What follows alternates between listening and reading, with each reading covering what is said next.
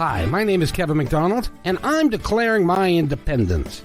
Independence from what? Why, negative thoughts and energy, of course. Chief among them, hate, division, and fear.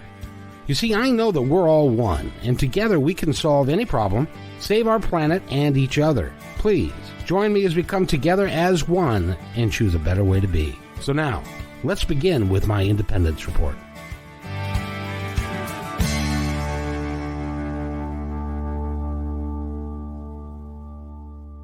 And welcome, everybody, to another episode of my Independence Report. How is everybody today? I hope they are just fabulous. It's a beautiful day. Well, okay, it's rainy in Seattle. I understand where we're going to be talking to our guest for the hour. She is in a beautiful, sunny place. Not right now. Believe it or not. Well, she's from Las Vegas, Nevada. And this is Susan Johnson. Susan, how are you today? I'm great. Thank you so much for having me. I'm very excited to be here. Well, I'm excited to have you because, we've talked to several folks that are from the same book club that you are part of, right, down in Vegas. And you guys have done some incredible work with the storylines. Now, each one of you is different, but you each have got your books and your storylines. And I think it's awesome. I think it's awesome. And today's topic is particularly interesting because a lot of people don't know what it is. They don't know if they've got it. They don't know if their relatives have it, because it's one that really it's relatively new, isn't it, Susan? No, actually, it's been around for many, many, many years, bipolar disorder. And just to start it off, I am not a doctor. I just want to say I'm a woman that lives with bipolar disorder. But do you play a doctor on TV? Right? No. I do not play the doctor on TV. Sorry, you have the wrong Susan Johnson.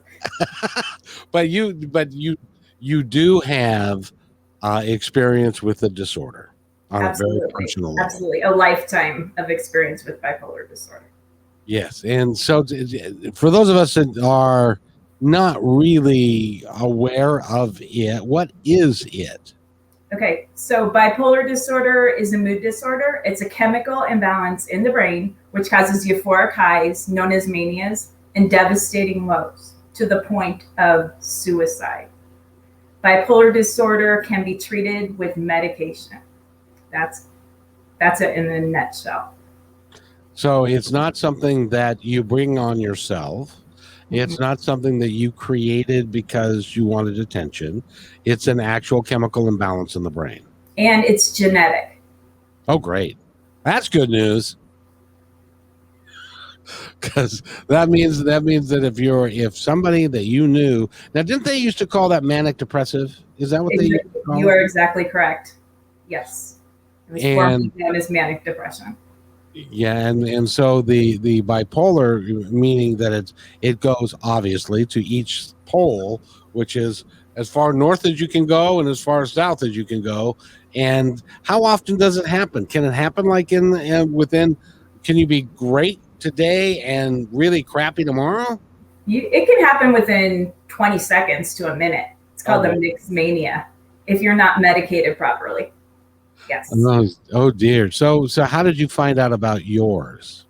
I was 19 years old and I went on a cruise to celebrate my high school graduation. And all these bizarre, crazy, euphoric things were happening to me. I wasn't that much of a drinker at the time. I'm on table screaming, "Somebody buy me a margarita." I tasted escargot for the first time, which I would never do if I wasn't on a manic high. I was not myself. I was up all night. I had a journal. I was writing, and I could solve the world's problems. I didn't understand what was happening to myself. But when I returned from that weekend, my parents knew exactly what was going on. They knew I had bipolar disorder because my mother is a nurse and my uncle lives with bipolar disorder as well. So hence the hereditary nature of it. Yes. I was very lucky to get an early diagnosis. Many people go throughout their entire lives and don't even know they have it. Oh, everybody just knows My goodness, that's a moody person. Yeah. But everybody has moods. There's different, everyone's like, whoa, we're all a little bipolar disorder. Okay, do you need medication to have a stable life? That's where I think it's different. I know it's different. My brother had his second and third wife was bipolar, and her problem was she would get to feeling, and I suppose this is kind of normal. I don't know. I'll ask you. You know more than I. She would get to feeling normal, whatever normal is. She would feel happy and feel like life is good and things are going well. I'm fine. I don't need to take this medication. And then she would crash. And then it would take a while for her to then determine, well, you know what? Maybe I do need this medication again. Is that kind of a seesaw up and down kind of behavior that happens? Absolutely. I think it happens to everyone that has bipolar disorder that hasn't accepted that we need the medicine and we need to surrender to it daily, needing them like the oxygen we need to breathe. That's how I see it. Did anybody tell you that you're kind of brave to step out here and do this? Yes, but I'm no braver than anyone that lives with a mental illness, and that's 1 in 5 people in the United States. Huh? Yeah. Did you say 1 in 5? 1 in 5 live with some type of mental illness, not necessarily bipolar disorder. That's what happened with my ex-wife. No, I'm kidding. Probably. And there's another reason why you're brave as well. Not only have you written the book, but you've also ended up on TED Talks. I did. I gave a TEDx talk January 16th, which is going to be released in a couple weeks. The name of the talk is called Having a Mental Illness is Not a Death Sentence. And the talk is about overcoming obstacles in order to follow your dreams, whether you have bipolar disorder or you don't. That's the topic of the talk. Very cool. And how did it go? I rocked the stage, I must say. I shot out of that stage like a cannonball, just on fire with my passion. So I'm very proud of the talk, and I think it will be well received. Of that, I have no doubt. You, from what I understand, you did a beautiful job. And to go back to your past a little bit, you went to Drake University. You got a BA in sociology, and you were diagnosed in 1995, and that gave you the opportunity to take on the passion that you have today, which is to help people understand what's going on and what bipolar is, how it can be maintained properly so that you can live the life that you really would truly like to live and not get, because it's one of those things about Susan, that about mental illness is some of us, there's some people tend to think, oh well, it's if it's a mental illness, it's because of some sort of weakness or there's some, but all it is a chemical imbalance. It would be like having gout or something like that, where you've got high uric acid in your blood, and that's just as what causes it. This is what causes that, but it's really no different, is it? No, and a lot of times it's been explained to me, it's like diabetes. That's a better example. Diabetic. Diabetic needs insulin. I need medication for my illness.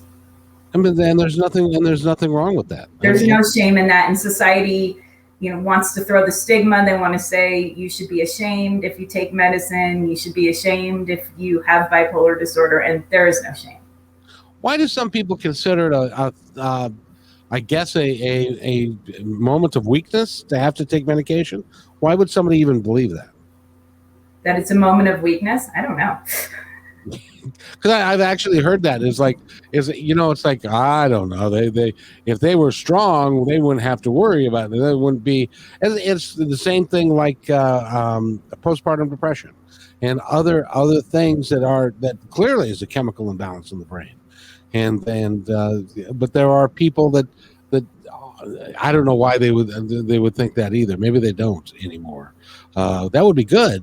That would be good. In your experience, how has how has your how has your I hate how do I even call do I call it a disease? Do I call it so how do you handle daily life with your disease?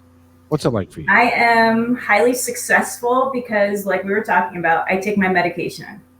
I take it daily, and I am able to follow my dream working in an elementary school with special ed students as an assistant because I have my stability. Oh, that is so cool that you're working with kids that are special needs. Absolutely. That is awesome. So, how long have you been doing that for? I have been doing it consecutively for 13 years. Oh, good for you. Good for you, because you seem like a very nice person, and I'm sure the kids love you. Yeah. I hope so. No, they do. Yeah. Of course they do. You've been doing it for 13 years. So when was it that you decided that, based upon my experience and stuff, and I see a lot of misinformation out there, I think I'm going to write a book. When did you decide to do that? I decided to do that about 13 years ago, and it was for my own healing journey. It was never supposed to be read by anybody. See, I told you were brave. Including my parents and my husband. Well, there could be some things in your husband that you might write that he might not like. I don't know. They've both been so supportive, my parents and my husband, about me being so public with my story. So I'm really blessed with that aspect. But it began as a healing journey, and it took 6 years to write. Wow. Yes. And that had to, you left a little bit of yourself on each page, didn't you? Oh, everything. I put everything out there. I didn't hold back anything. Nothing is made up. It's all the truth. And the truth can be scarier than fiction sometimes. But I found it to be even more healing than some of the years that I spent on the psychologist's couch. Now, if it's a chemical imbalance in the brain, why did you feel the need to go be on the couch? You really need that as a person that lives with bipolar disorder. It's very important to have a lot of support in your life, and a good therapist is essential for having success, in my opinion. Now, do they also monitor the medication to make sure that you have the right amounts and all that? Okay, so a psychiatrist does that job with the Okay. monitoring of the medication. And a psychologist is like a talk therapist. In some states, they can be one person, can do both jobs. But here in Nevada, they're separate. Ah, okay. So it's just a matter of having somebody to talk to that isn't invested in the situation at hand, that can give you some advice on how to do things. And they're essential for suicidal people. Well, now, there you got me again, because are bipolar people, do they have a higher degree of suicide than? Absolutely. Oh dear. Yes. And then you put the pandemic on top of that too. It's not. It has to have been just a horrible year for some folks. Absolutely. So is it the manic? It's the depressive part when somebody goes into that dive and they're not on medication that they might consider taking their life. Is that how that works? Yes, for sure. Oh, that is so sad. Do you have any statistics on that, or is that not off the top of my head? Yeah, I use Google. Google's my friend. Good. So look it up, ladies and gentlemen, and I'll bet you that you'll find a higher degree of people that have bipolar that have been suicidal, and that's such a shame, because it's just such a waste. It is, and the saddest part is it's the families that have to live without them. Day to day to day, parents are burying their children, and it's heartbreaking, and it could be prevented. Yeah, and but easier said than done. Well, it takes a commitment, doesn't it? Absolutely. Because it takes in your case, you've been kind of lucky, I think. Well, luck, I don't know if I'd use that term, but because your parents are supportive, your husband is supportive, you've got a good group around you. Yes, and I help co-lead a mental health support group at my church. So that is very effective as well. It's so important to have that support network. It's got to be a big support network, and I know not a lot of people have that. And people are lonely, and just keep going. Remember, there's light at the end of the tunnel if you're in that situation. It seems to me you're an educated woman. You've done a lot. You've experienced this. You've worked through it. You got a good. You should write a book. I have blogs that I've written for a magazine for a number of years.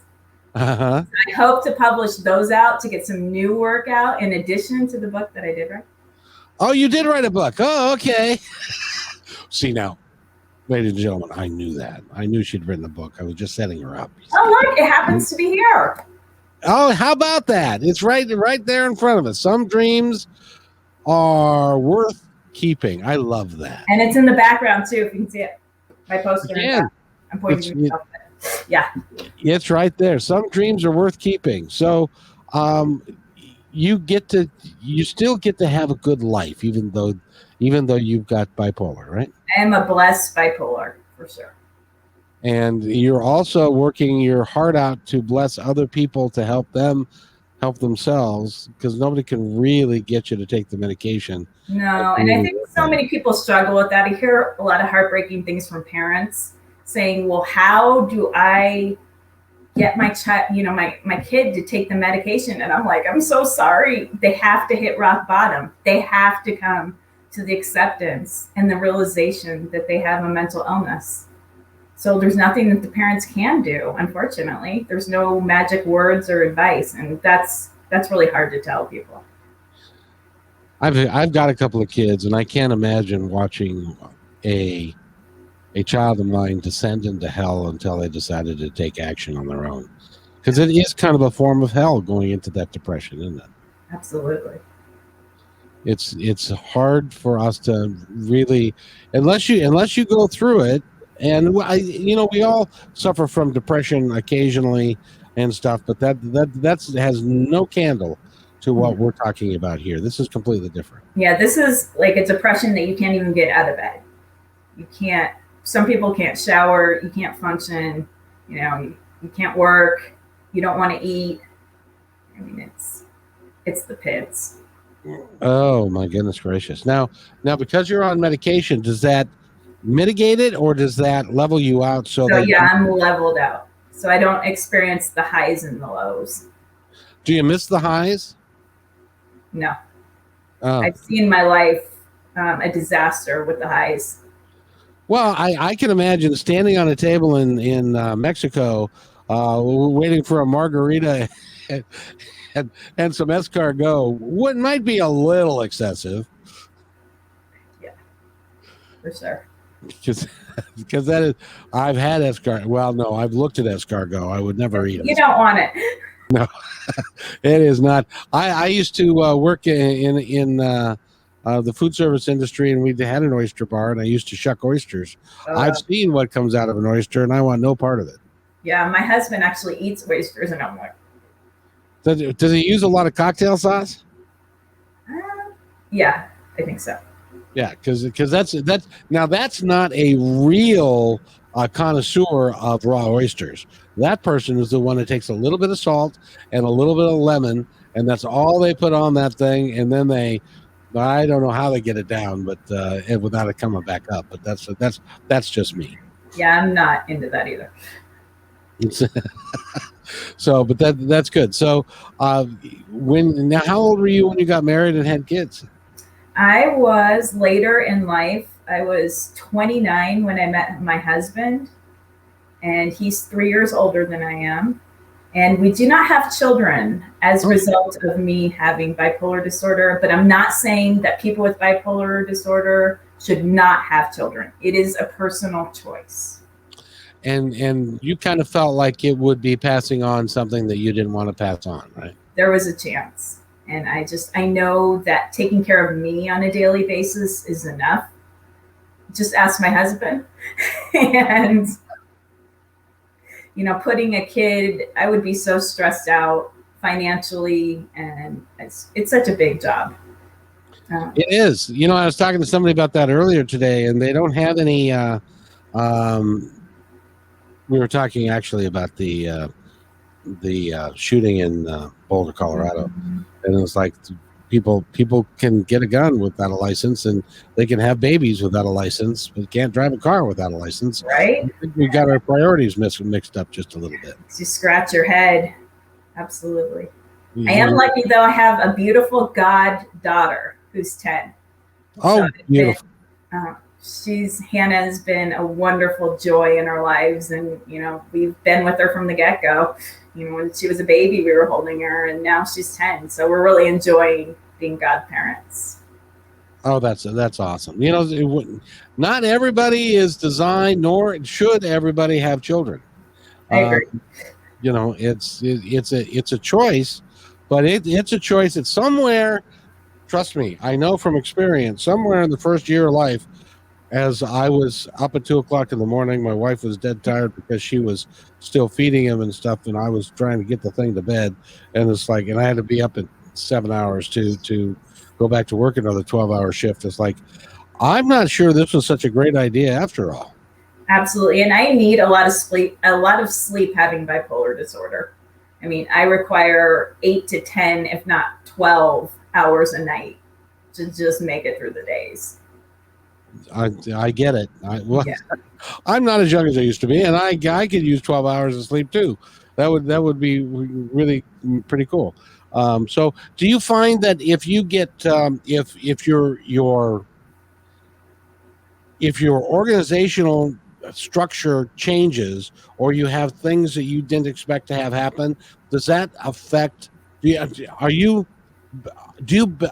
your system operate best with normalcy and the same things kind of every day? Absolutely. Yes, that helps me with stability very much. A routine, getting up at the same time, eating at the same time, going to bed at the same time definitely helps. That's good, and you've got the self-discipline to do that. I do. That's even for living in Las Vegas.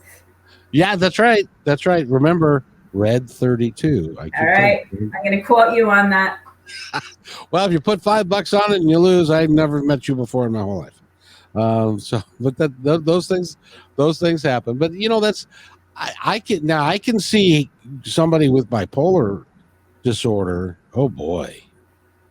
Think about somebody that's not on medication, and they decide that they're going to go to the casino, and they're having a euphoric moment, and they're doing the euphoria, and things are going well. Then they start to lose, and then they dip into the depression, and then it could be a hell of. I mean, if you're in that situation, Las Vegas is probably not the right city for you to be living in. Because that roller coaster ride can be just people are going into debt, maxing out credit cards without living in Las Vegas, having bipolar disorder. Oh, sure. Well, yeah, it's all and I do have a little bit of experience with bipolar because my brother married his wife, who he did not know. She kept that from him until they were married. Yeah, we definitely had a discussion, and I took my husband to my psychiatrist before we got married. Oh, cool! Now there's an idea. Yes. Did that help him understand what you were going through? He had already had some experience with some youth kids that he worked with in the past, so he was familiar with bipolar disorder, and he got to know me pretty well. And he knew that I was stable. Oh, very cool. What does he do? He works for Williams-Sonoma Pottery Barn. Are you familiar with the company? I've heard of them, yeah. Yes, and he works at home. And he has before the pandemic, too, so he's been lucky. Working from home is a wonderful, wonderful place to be because that's, it's kind of nice. The commute's a lot less, and the food's actually better at home than where you can buy it somewhere else in a lot of The cases. commute's the best. It is going from the bedroom to the bathroom to the office. That seems to work. Yeah, it was quite a transition with lockdown and having to do virtual teaching. How did you handle them? Oh yeah. Well, it's been hard. We just went back to the building at the beginning of March for the younger kids, and then we'll have more come back after spring break. Well, that would be cool if you can get more kids back in, but now the younger kids, correct me if I'm wrong, but the younger kids are not passing it on, or they're not getting it as badly as the older kids. I'm not sure what the statistics are. Okay. Well, I'm glad that I think we are on the downward side. I hope. Yeah, me too. And I got my vaccination, so I'm a believer in that. So I'm very happy for that. Good for you. Good for you. And vaccinations are nothing more than science's best opportunity to try and help us the best way we can. And I haven't heard of any negative. I've heard of people having a sore arm or something like that, but nothing major with that. Yeah, I just had headaches for a couple of days, but it was no big deal. Very good. Now, tell us more about the book. It is my healing journey, starting from the cruise, then my childhood, and just going from childhood to moving to Iowa after living in sunny California and being kicked and dragged, and was not happy about that from my parents. My dad got a job. I grew up in Southern California. My dad got a job in Iowa. Said, pack up your bags. We're moving to Iowa. Did he recognize? Now, I've been in California and I've also been in Iowa. Does he recognize that those are kind of like two completely different places, like two different planets? Absolutely. That's why it was so hard in college for me. It was hard for me to live there with the winters so cold. It really affected the bipolar disorder. But I had an amazing psychologist who really brought me through it all, and we've reunited since the book's come out. Oh, good for you. Been really special. So I did graduate from Drake University, as you mentioned, and then I moved to Virginia and hit rock bottom. And at that point, my parents SOS'd me here to Las Vegas, and that's just a little bit. What was rock bottom for you? Not being medicated properly, kind of living in denial about having bipolar disorder, even though I had a diagnosis. I wanted to do it my way. I wanted to live my way. Who wants to have bipolar disorder? It's one of those things that nobody wants to have. That it's like diabetes. You're right. That's a great example. Nobody wants to have diabetes, but there's not a thing you can do about it, except take medication if that's warranted. It's just, my life was a disaster. I couldn't work, and I was calling my parents for money to help pay rent, and I was in a toxic relationship, and it was just bad news. That happens a lot with people that have bipolar. Is their relationships are sometimes at best rocky, at sometimes highly dysfunctional. It was very dysfunctional. Well, I'm glad you're out of it now. I'm glad you've got a good place, and you've got you sound like you're in a wonderful place. Yeah, I am very blessed. My husband and I are going to have our 14th anniversary in June. Congratulations. It's exciting because I do know that people with bipolar disorder have a 90% chance of divorce. And in some cases, more than one time to the same guy. Sounds like it. Yeah, it was one of those things, where, and that was in between the restraining order that she got on him, even though she's the one who, anyway. Sounds like your brother should be writing a book, is what it sounds like. Well, he would be, but what was really hard about that is he really did care for her. He really did love her. That's heartbreaking. But when it's it's kind of like we're going to get married, and I'm going to get married to Dr. Jekyll and Mr. Hyde. Now, Dr. Jekyll, I like a lot because he's scientific mind and he's a lot of fun to be around, and we have fun. Mr. Hyde, not so much. He's so half your time is being with somebody that you love who they are, that you love their energy, you love their sense of humor and who they are, and then there's that dark side which can flare up at a moment's notice, and it can drive you away. It can drive the police to your house, which happened on numerous occasions. And unfortunately, people end up in jail too. A lot of people that have it. That happened there too. It was almost to the point where the police. It's a small community in Washington, and the police knew them by their first names. Oh, jeez. And it was all because when she was doing great, she was doing great. When she went down, she would take her medication after it was too late. And the other problem that she had, I don't know if this is related or not, but she also had a problem with promiscuity. Is that Oh, yes. I did not mention that. That's a big issue. It was in their case. Sex drive, yeah, increased. Absolutely. So faithfulness, unfaithfulness, big problem. So what she would do is they would break up. She would get mad at him and they would break up. She would have several guys that she wanted to date, and then after she went through those people and they figured out who she really was, then she went back to him. Aww, that's so sad. So it was highly dysfunctional. It really was.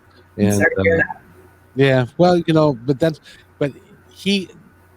I use him as an example because he had no idea what bipolar was before he met her. He did not know the severity of it. And if he would have known enough to be able to say, listen, sweetie, I love you to death. We need to fix this problem, and I'm willing to help you do that. And let's go to the people that we need to go to get this done. They could have made it. No. But because she wasn't willing and he wasn't willing, and then they'd get into a fight and the police would come, and it was a mess. But I'm so glad that you're doing well, and I would like you to tell our audience where you can be found on the web, on your website, so that they can come talk to you. Okay, www.sjonsonauthor.com. As in SusanAuthor.com. SJonsonAuthor.com. Yes. Now, there is another Susan Johnson. She writes steamy romance novels. Wrong Susan Johnson. Oh, well, but you never know. You're young. You've got lots of time. I have lots of time. Yes, and so you get to do anything you like. Is that since it's stable and you're on medication and you don't have to worry about the super highs and super lows. Do you find that your life is a lot more manageable and a lot more fun? Absolutely. Because you don't feel like you've got to worry about it. A lot of friends. I'm very lucky. Oh, that's awesome. Now, are your friends generally aware of your condition and stuff? All my close friends absolutely know about it. And do they ever look at you and say, "Did you take your medication today?"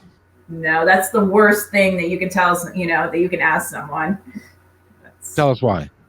No, it's insulting, and it's hurtful. Yeah, there's a time and a place for it, and it's loosely used in society.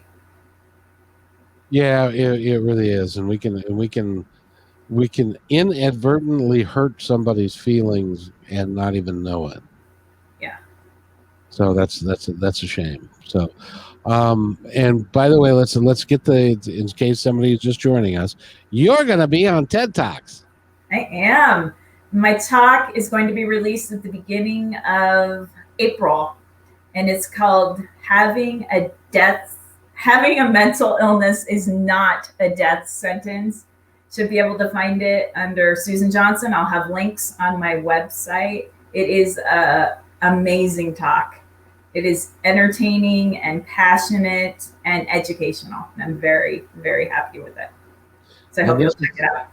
This is Susan Johnson, not the erotic book person, the steamy book person, but this is the real book person. And which is just awesome. What else? If I was to fly down here from Mars, and I just said hi, and you're the first Earthling that I met, and you said, how would you describe the condition that you have and what it takes to maintain it and all that kind of good stuff?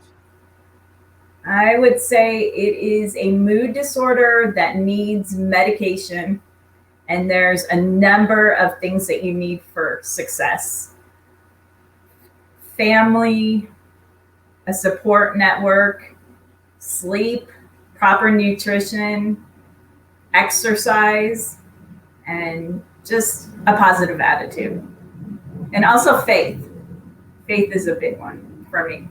Having a faith, for me, it's being Catholic, but for other people, it's other beliefs. But you got to believe in something. I think that that's essential with living with us. You know, and as you were reading down the list, I was just thinking, well, gosh, I should do that, and I should do that. I could do that. That'd be really good. but in your case, it's more a matter of regulating the entire system and regulating your entire environment to get the desired outcome. Yes. It's taken me a lifetime to get here. It's nothing that's happened overnight. That's for sure. And by the way, you got a long lifetime left too. I hope so. Of course, you're just a kid.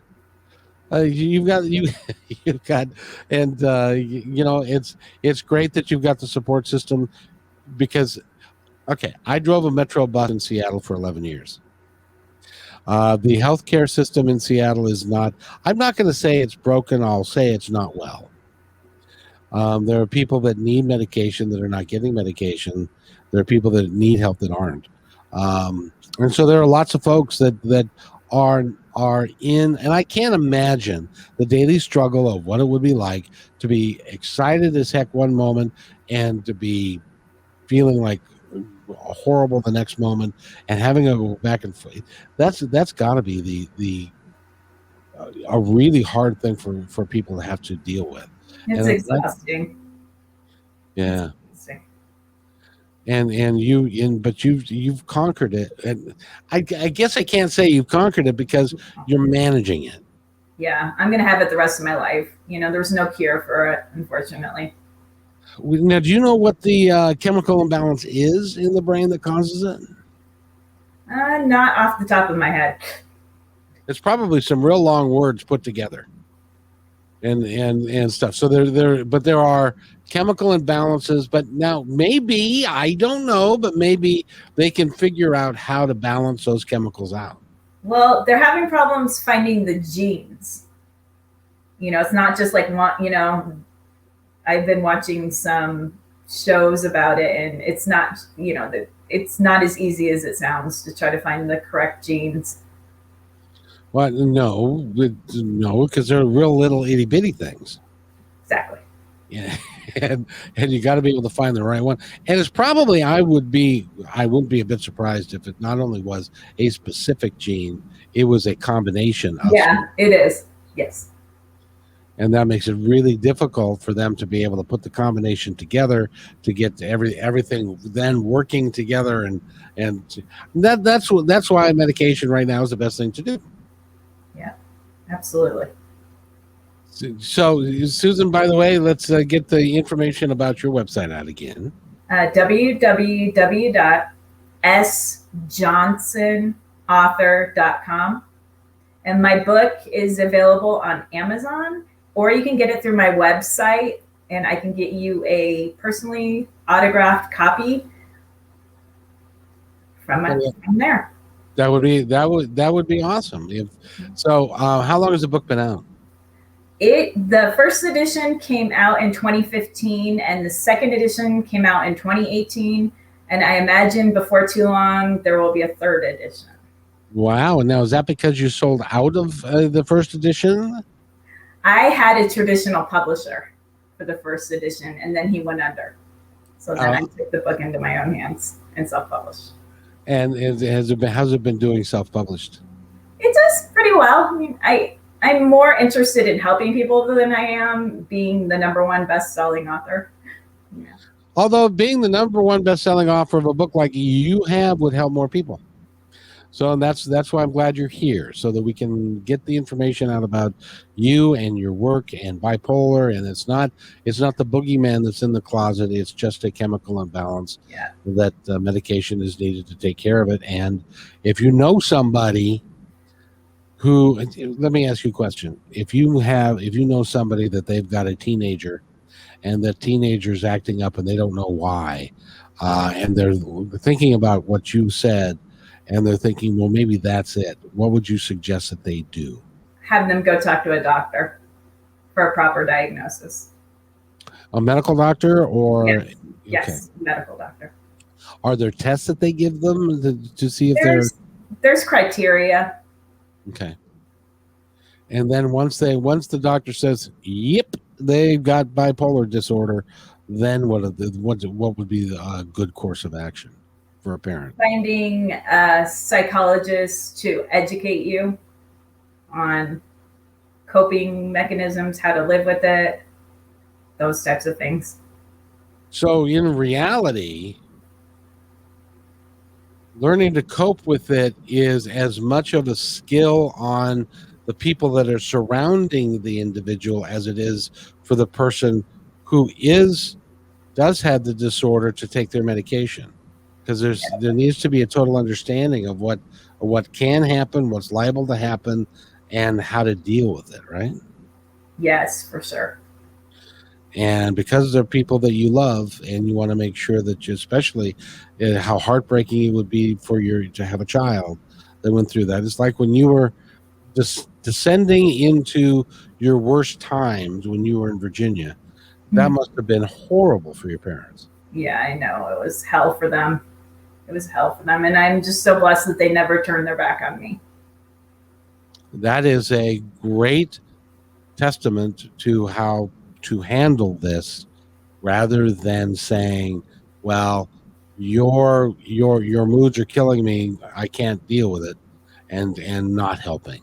Because it had nothing to do with you. It was not your fault. No. I mean, there are lots of kids that do stupid stuff that is their fault. This wasn't one of them. No. But, when you're not taking the proper medication, you make some bad choices. Well, yeah, but I remember when I was, 20, I was pretty much invincible.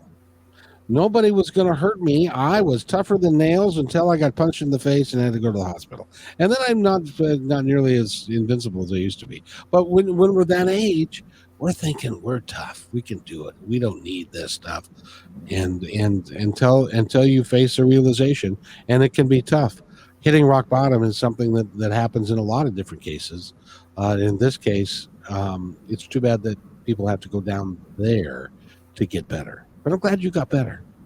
Thank you. And I'm glad that you're here to help people. Thanks.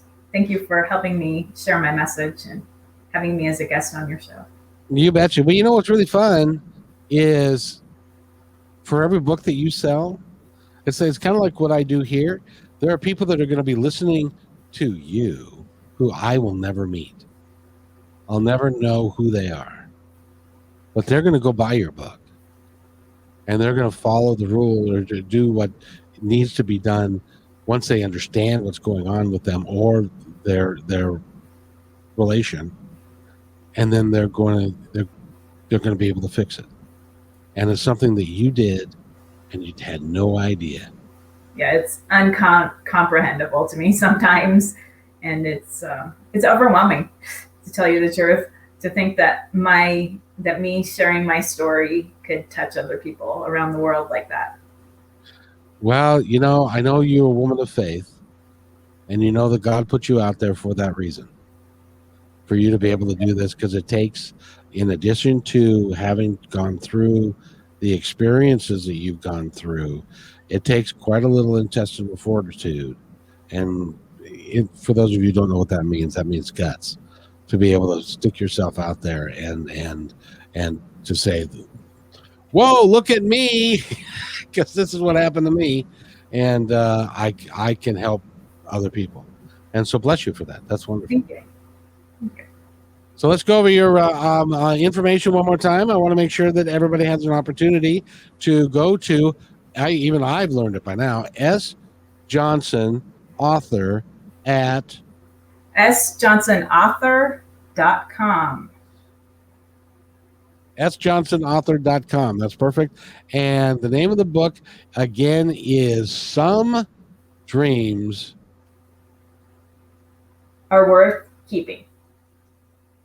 I personally think all dreams are worth keeping, but especially if you can do it from a happy, positive, loving way. And you have all of those, and your husband should be very proud of you, and your parents should be proud of you.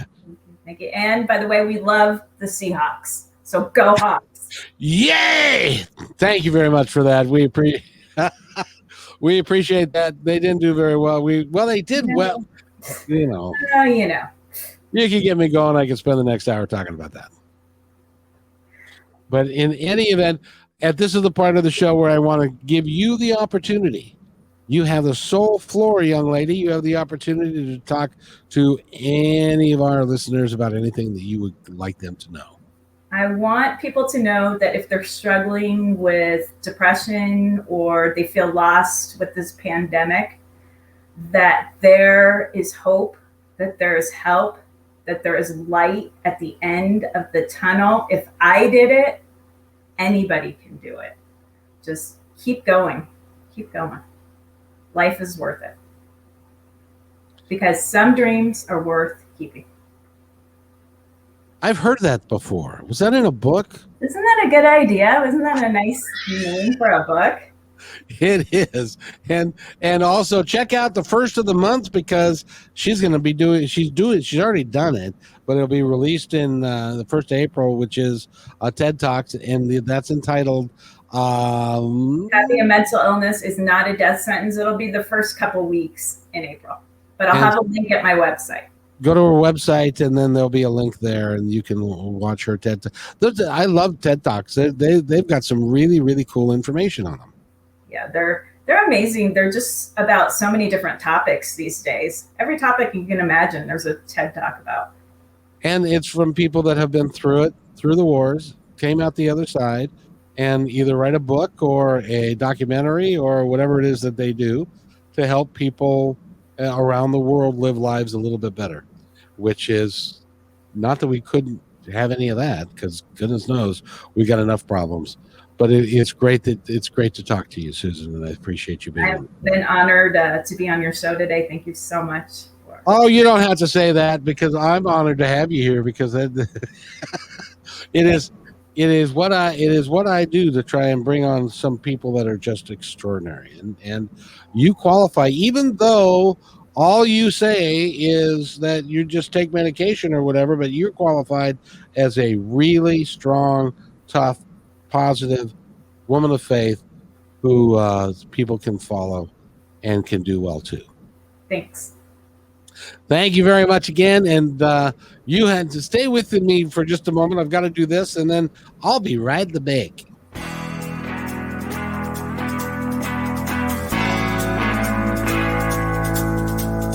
Hey, and thanks for listening to this episode all the way to the end. Hey, pretty cool.